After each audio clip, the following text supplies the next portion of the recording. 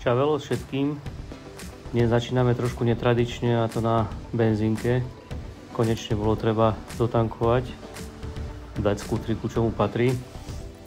A hneď ako to urobím, tak pôjdeme dnes na jedno z najkrajších miest, alebo najfotografovanejších miest na Liptovskej Mare. A to ku kostolíku. Je to taká cestička celkom pekná. Vlastne sa pôjde popri Tatralandii, Liptovský Trnovec, okolo Liptovskej Sielnice, Bobrovník, no a potom už sa dostaneme priamo k kostolíku. Čo som minule spomínal, zahájenie sezóny v Liptovskom Mikuláši, prvá Mila Liptová, tak už je termín oficiálne na stránke mesta, kde je to teda toho 4. mája 2024. Takže máme ešte dosť času.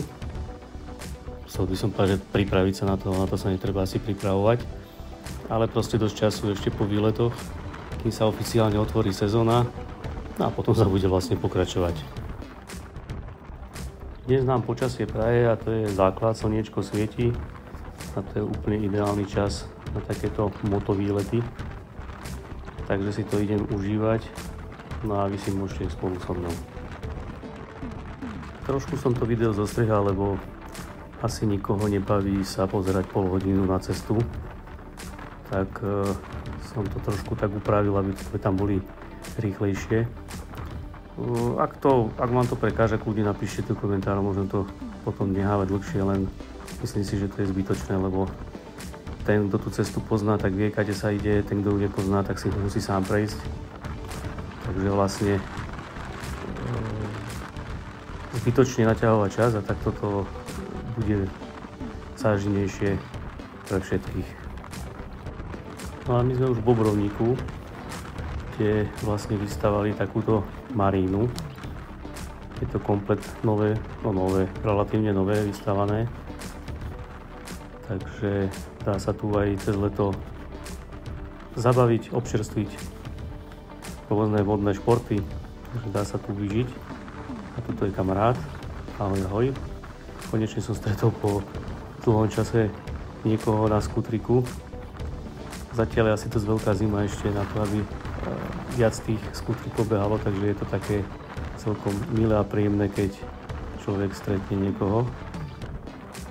No a my sa pomaly touto cestou dostaneme priamo ku kostolíku, ktorý teraz vidíme. A robíme si pár záberov a pôjdeme späť. A keď je tu takéto počasie, tak je tu fakt nádherné. To je jedno, v akom ročnom období tu človek je, ale naozaj, no cez letu je tu problém sa dostať, tu je strašne veľa aut. No a takéto zábery, to stojí proste za to.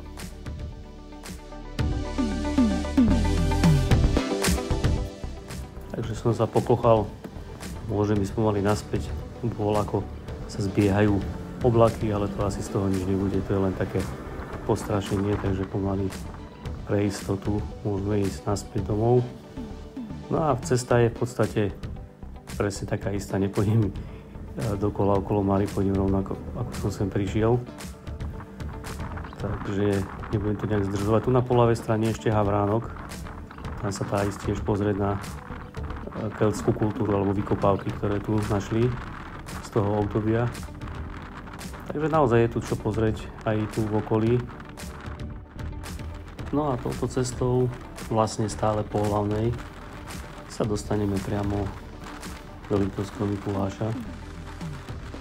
Tak v podstate nemáme ani kde zabúdiť. Ešte by sme mohli odbočiť smerom na Zuberec, ale to by sme museli ísť doľava, takže my si pôjdeme stále po tej ceste, ako máme ísť smer Liptovský Mikuláš. No a za chvíľku tam budeme.